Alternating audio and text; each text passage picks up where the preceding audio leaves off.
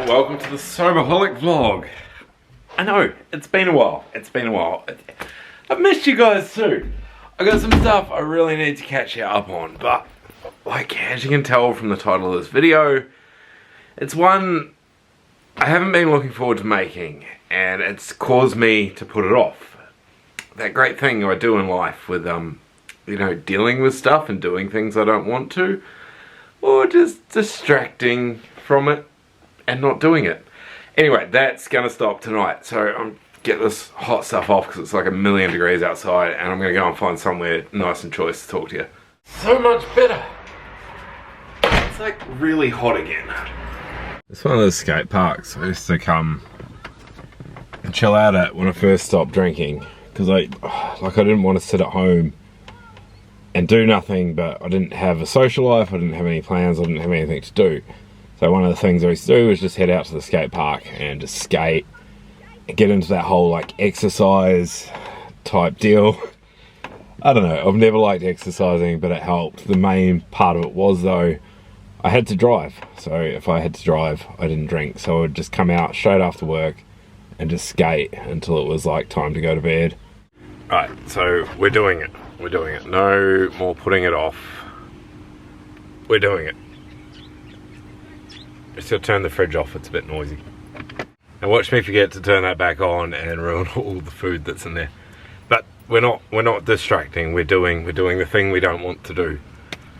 So, oh Bruce, we're sitting in Bruce. We just do a quick Bruce update. So I still have Bruce, all my stuff still in here. Thank you so much to everyone that donated to the GoFundMe, it's in the description. It's been a huge help. Unfortunately, hasn't quite got enough support where I'm going to be able to keep Bruce. So unless something drastic changes in probably the next 3 weeks, Bruce will be going on the market. So if you're interested in a choice van, let me know. You know, we might be able to work something out. But yeah, enough. No more distractions. So,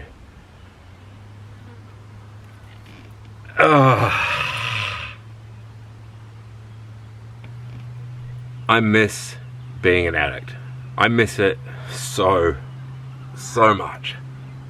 I don't want to be an addict. I don't want to be an addict. I don't want to go back there, and I'm not going to go back there. I'm not going to go back there ever, because I have too much good in my life now that I couldn't give up. But I really miss being an addict. I miss that peace. I miss that feeling of nothing, of not caring. Life is really peaceful when you're an addict. It's horrible for the people around you. Like, it is absolute hell for your family, your friends, your loved ones, and anyone that's seeing an addict go through active addiction. It's absolutely hell on them. But it's so peaceful inside there. When you're in there, you don't see what everyone outside sees. All you see is your next hit, and once you get that next hit, you've got everything in the world. I'm in this point now where like I'm struggling to pay bills. Life is really difficult at the moment, and it's difficult because of things I've done and choices I've made and all the rest of it. Like, no one's life is inherently difficult. I don't know about that. Life is really hard, and I think to make a good life for yourself and a good place for you in this world requires hard work. Happiness doesn't just happen. You have to make it happen. Anyway, I'm getting sidetracked here. That's another video. When you're an addict, none of that matters. I didn't care how my power bill was going to get paid. I didn't care about my rates. I didn't care about the water. All I cared about was just getting on it again and getting away from life. And that was all that mattered. Like, no matter what was happening in my life, I just wanted to get wasted because it was easy. And the thing is, like, you get wasted when you're happy, you get wasted when you're sad, you get wasted when you're stressed. Any excuse, really, but that's all you have to think about. So you don't have to worry about how the bills are getting paid, what's happening with work, what's happening with your job, because it's just, none of that really matters inside your own head, if that makes any sense. Like, if you've lived this, you know exactly what I'm talking about.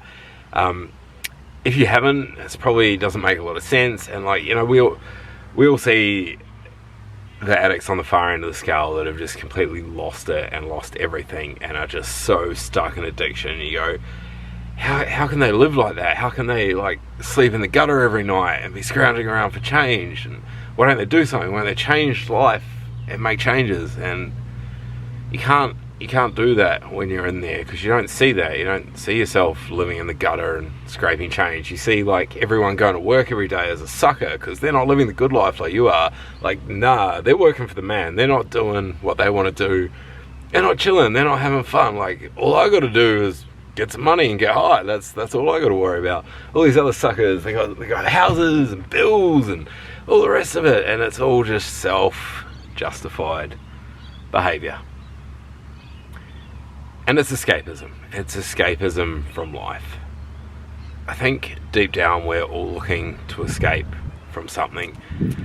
And whether it's trauma, whether it's just your current situation, you hate your job, so you come home and get wasted, or like you come home from work just absolutely exhausted, so you sit down in front of the TV and you distract your brain, and then you have a few beers just to relax, when really all you're doing is just switching off that brain and chilling out.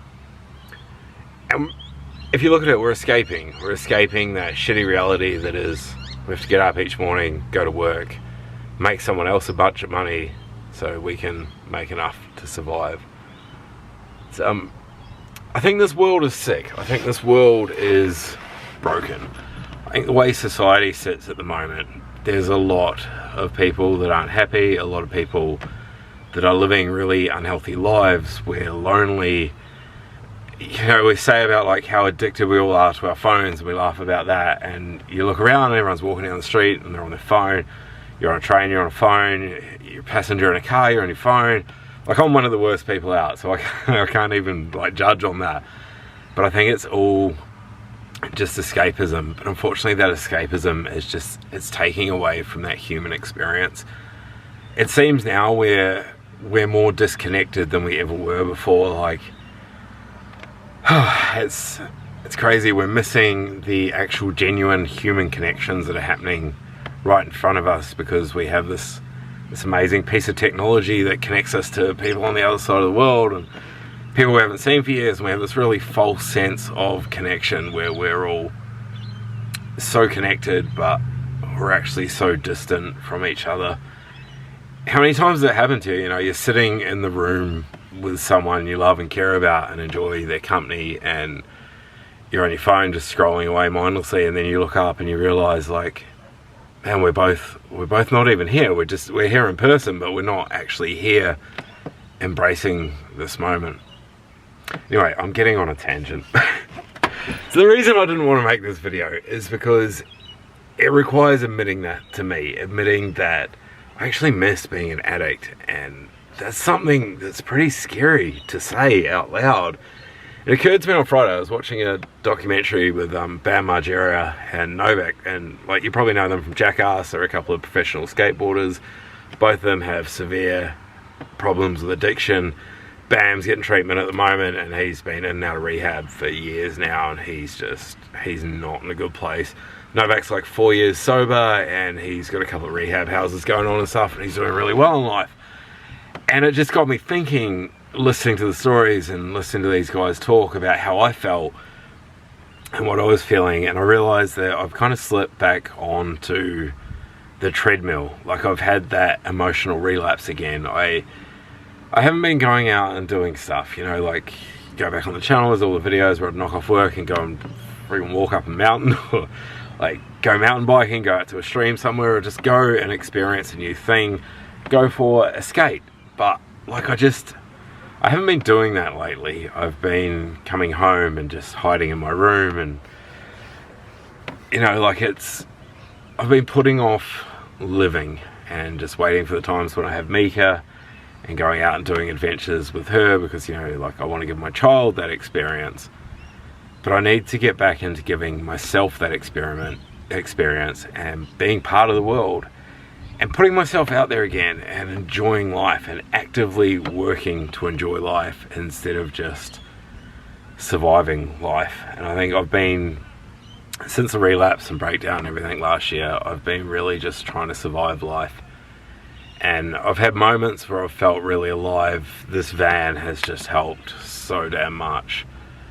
But I realised last week when all the money stuff started kicking in and all those worries really started setting home, and looking at the fact that I might end up losing this van shortly, I need to prioritise me again. I need to prioritise getting out and living and being part of life and being active and healthy and getting out of the house and experiencing things, because it's not enough to just survive. You know, we have to go to work, that sucks. We have to do a whole bunch of stuff that we don't want to do. And for so long now, I've literally been living my life waiting for those moments when I get to see my daughter again, and I haven't been going out and filling in time productively in my own life. I've just been, you know, mindlessly distracting myself with YouTube, Facebook, TV, whatever I can do that doesn't require me leaving the safety and comfort of my home and not stepping out of the danger zone. But don't fear. I'm not going back down the path of active addiction. Been there, done that. Do not want to do that. Relapse last year wasn't as much fun as I thought it would be. Oh man, I tell you, like, where the whole 18 months I was sober, I was like, man, I miss the wild days when I just drank and didn't care about anything, and then I did it, and it was crap. It was so horrible. Oh, look at this idiot. What are you thinking, dude? What were you thinking? Not coming back there again. No way, no how. Learn my lesson. I still miss it.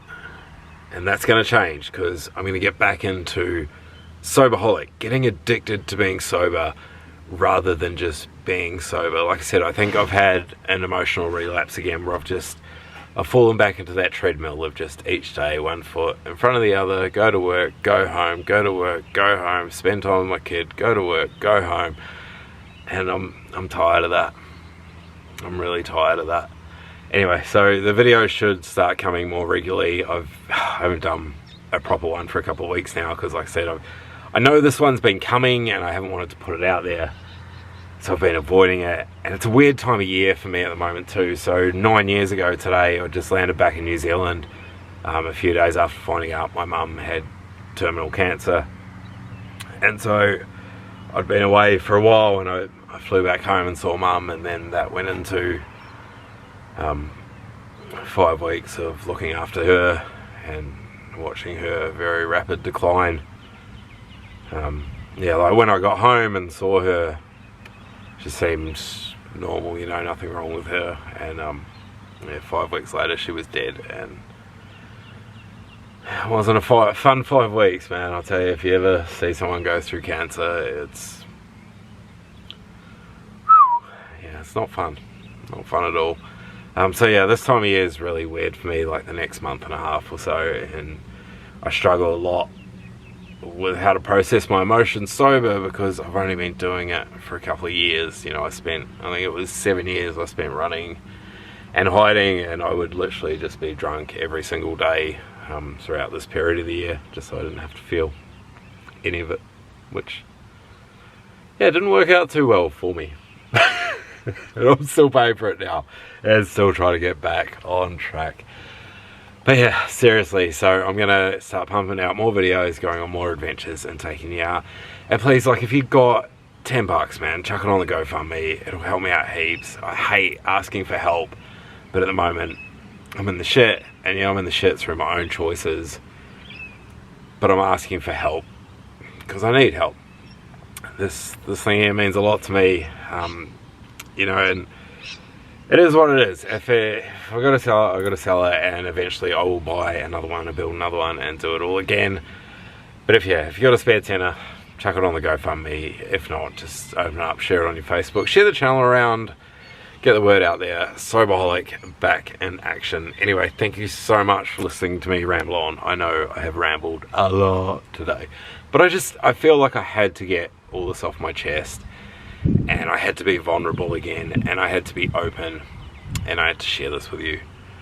So yeah, thanks for sticking around. Thank you so much for all your support. I love you.